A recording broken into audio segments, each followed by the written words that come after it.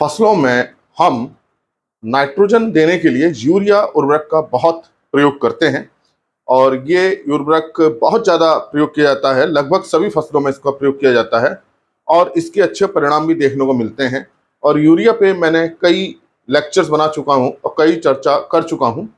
और इसी क्रम में आज मैं ये एक चर्चा कर रहा हूँ कि यूरिया का प्रयोग हमें फसल की किस अवस्था के बाद नहीं करना चाहिए। ऐसा नहीं है कि यूरिया को हमें लगातार फसल में देना चाहिए। एक अवस्था ऐसी भी आती है कि उसके बाद अगर हम यूरिया देंगे तो उसका कोई प्रभाव नहीं होगा। तो यही आज मैं बात करूंगा। तो इस पूरे वीडियो को देखिए। मैं डॉक्टर अमित भटनागर पंतनगर कृषि विश्वविद्यालय में प्रोफेसर के पद पर कार्यरत हूं और इस चैनल के माध्यम से मैं ये प्रयास कर रहा हूं कि किसानों तक सही जानकारी पहुंचे और जो एग्रीकल्चर में पढ़ने वाले छात्र हैं उन तक सही इंफॉर्मेशन पहुंचे। और उनसे रिलेटेड कोर्सेज के लेक्चर्स मैंने कई प्लेलिस्ट में अपलोड कर दिए हैं और किसान भाइयों के लिए स्पेशली मैंने एक प्लेलिस्ट बनाई है कृषि किसान, जिसमें हिंदी में मैं चर्चा करता हूं। तो कृषि किसान के लेक्चर्स आप देखिए अगर आप किसान हैं तो, और अगर आप स्टूडेंट हैं तो दूसरे प्लेलिस्ट के लेक्चर्स को जरूर देखिए, उसमें कई कोर्सेज के लेक्चर्स मैंने अपलोड कर रखे हैं। तो वही बात करते हैं कि किस अवस्था के बाद हमें यूरिया नहीं देनी चाहिए। तो पहले इस बात को हम समझें कि यूरिया हम क्यों दे रहे हैं। यूरिया हम दे रहे हैं नाइट्रोजन के लिए, और फसल जब खड़ी है तो यूरिया कहां देंगे हम? जमीन के ऊपर देंगे, मिट्टी के ऊपर देंगे। अब ये यूरिया कहां जाएगी? नीचे जाएगी पानी में घुल के। तो इसका अवशोषण कहां होगा? इसका अवशोषण होगा जब वो जमीन के नीचे जाएगी और जड़ों से होगा। अब जड़ें तभी लेंगी जब जड़ें क्या होंगी? एक्टिव होंगी, सक्रिय होंगी। नई नई जड़ें निकल रही होंगी, वही इस पोषक तत्वों को लेती हैं। पुरानी जड़ें पोषक तत्वों को ज्यादा नहीं लेती हैं। अधिकतर जो नई जड़ें होती हैं वही पोषक तत्वों को लेती हैं।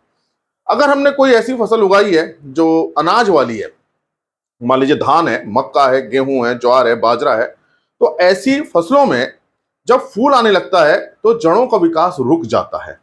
ये फसलें ऐसी होती हैं, पहले इनकी वानस्पतिक वृद्धि होती है, पत्तियां आती हैं। जब पत्तियां पूरी निकल आती हैं तब इनके अंदर बालियां या दाना बनना शुरू होता है और उस अवस्था पे इनकी जड़ों का विकास रुक जाता है, इनकी जड़ों की सक्रियता कम हो जाती है, अवशोषण कम हो जाता है।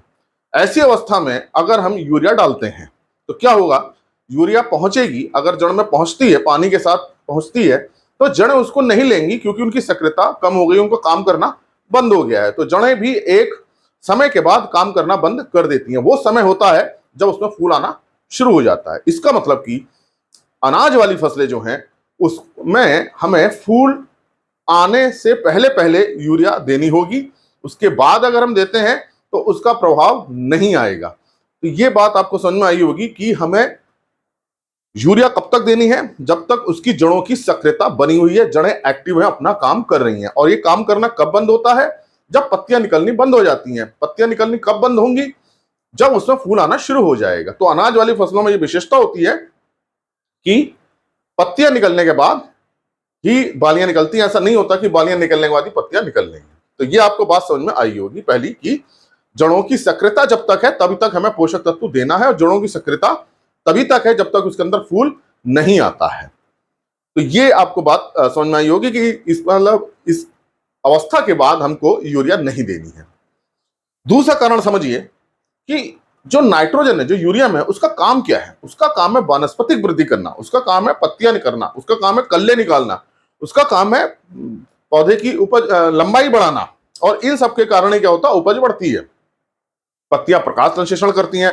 प्रकाश संश्लेषण जो पदार्थ बनते हैं वो उसके बीजों में चले जाते हैं, फल में चले जाते हैं, बालियों में चले जाते हैं।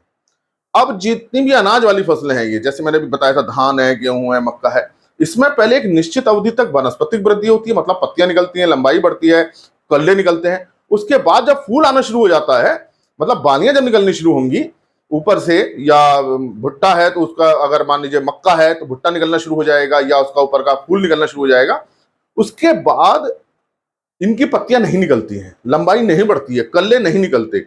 और नाइट्रोजन का मुख्य काम क्या है? यही काम है, कल्ले निकालना, पौधे की ऊंचाई बढ़ाना, पत्तियों को बड़ा करना, लंबा करना, चौड़ा करना। अब इसके बाद तो पत्तियां निकलनी नहीं है, ना लंबाई बढ़नी है, ना कल्ले निकलने हैं, तो हम क्यों दे रहे हैं फिर ये यूरिया? इसका मतलब कि जो नाइट्रोजन दे रहे हैं वो काम में आएगी नहीं। अब दो कारण हो गए। पहला कारण तो ये हो गया कि जड़ें ले ही नहीं रही हैं क्योंकि जड़ों की सक्रियता कम हो गई है, पहला कारण। तो हम जो यूरिया डाल रहे हैं उसका लाभ हमें कम मिलेगा। दूसरा यह है कि मान लीजिए कुछ जड़ें सक्रिय भी हैं, उसका अवशोषण कर भी लेती हैं, तो पौधे में उसका काम अब रह नहीं जाएगा उस नाइट्रोजन का। क्यों? क्योंकि उसका जो काम था कल्ले निकालना, कल्ले अब तक निकल चुके हैं। उसका काम है ऊंचाई बढ़ाना, पौधे की ऊंचाई पूरी पहुंच चुकी है। उसका काम है पत्तियों को निकालना, बढ़ाना, पत्तियां पूरी निकल चुकी हैं। तो वो अवशोषित हो भी जाएगी पौधे के अंदर, तो उसका जो अपना काम है वो काम पूरा नहीं हो पाएगा, तो हमारी वेस्टेज है। तो ऐसी फसलों में आप ध्यान रखें, जब बालियां निकल रही हो तो इसका मतलब उसकी वानस्पतिक वृद्धि पूरी हो गई है, ना अब उसकी हाइट, ऊंचाई बढ़नी है, हाइट बढ़नी है, ना उसमें पत्तियां निकलनी है, ना उसमें कल्ले निकलने हैं। तो हम डाल क्यों रहे हैं फिर? हम पहले समझे कि नाइट्रोजन का मुख्य काम तो यही है। अब जब ये काम होना बंद ही हो गया पौधे के अंदर, तो उसमें डालना वेस्टेज है। तो आप ऐसी फसलें जो अनाज वाली हैं उसमें बिल्कुल ना डालें। जब उसमें बालियां निकलनी शुरू हो जाए, मक्का है उसके अंदर फूल आना शुरू हो जाए, ज्वार बाजरा उसके ऊपर का फूल आना शुरू हो जाए, तो इसको डालना बंद कर दीजिए। इसी तरह से गन्ना है, अगर अब गन्ने के कल्ले निकल रहे हैं, नाइट्रोजन की जरूरत है, ऊंचाई बढ़ रही है, जरूरत है। अब जब गन्ना पूरा बन गया है, अब केवल उसके अंदर जूस बनना है, रस बनना है, तो ये उसके अंदर की प्रक्रियाएं हैं। अब ऐसी अवस्था में हम डाल भी देंगे तो ना तो लंबाई बढ़नी है गन्ने की, ना चौड़ाई बढ़नी है गन्ने की, ना उसके कल्ले निकलने, तो बेकार हो जाएगा। जब गन्ना एक बार अपनी ऊंचाई पे पहुंच जाए तो उसके बाद डालने का कोई फायदा नहीं होता है। इसी तरह से कोई भी अगर आप फसल ले रहे हैं और उसमें अगर फल फूल आने लगा है, तो उसके बाद आप यूरिया ना डालें, वो डालना बेकार हो जाएगा। आपको उसका इतना लाभ नहीं मिलेगा, खाली आपका खर्चा बढ़ेगा और लाभ नहीं मिलेगा। तो इस बात को ध्यान रखें कि जितनी भी ऐसी फसलें हैं जिनकी एक बार वनस्पतिक वृद्धि पूरी हो गई है, तो आप उसके बाद ना डालें। सारे जो नाइट्रोजन देनी है इससे पहले ही आपको देनी है, क्योंकि वनस्पतिक वृद्धि में काम करती है, कल्ले निकालने में काम करती है। तो ये मेरी बात आपको समझ में आ गई होगी कि क्यों हमें इस अवस्था के बाद, कौन सी अवस्था, फूल आने के बाद या बाली आने के बाद हमको नहीं देना है। तो अगर ये मेरी बात पसंद आई हो तो लाइक जरूर कीजिएगा, कमेंट कीजिए, अपना अनुभव लिखिए और इस वीडियो को दूसरों के साथ शेयर कीजिए ताकि वो ऐसी गलती ना करें, अगर ऐसी गलती अभी तक कर रहे हैं तो। और चैनल सब्सक्राइब नहीं किया तो सब्सक्राइब कीजिए। धन्यवाद।